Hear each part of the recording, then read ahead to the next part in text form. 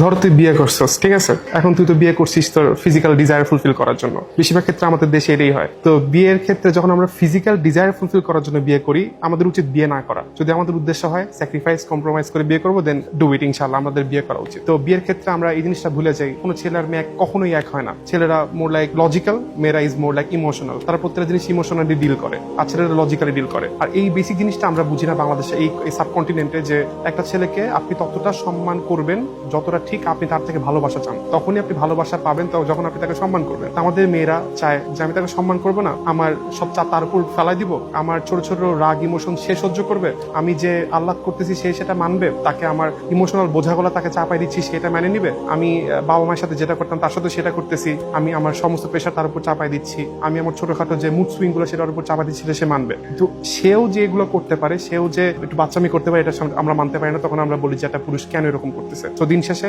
আপনি তাকে সম্মান করবেন, ভালোবাসা পাবেন, দ্যাটস ইট। এর বাইরে আসলে কিছু নেই। আপনার স্বামী আপনার বাপ না যে সবকিছু সহ্য করবে, রাইট? যদি আপনার স্বামীকে আপনি বাপ চিন্তা করেন, তাহলে আপনার বিয়েই করার দরকার নেই। সে একজন পুরুষ যে আপনার চাহিদা ফুলফিল করতে আসছে, আপনার বাপ একজন পুরুষ যে আপনাকে ছোট থেকে বড় করছে। দুইটা আলাদা, ডিসম্যাচ হবে না। তাই আপনি নিজেও কম্প্রোমাইজ করবেন, স্যাক্রিফাইস করবেন, তাহলে জীবনটা সুন্দর হবে।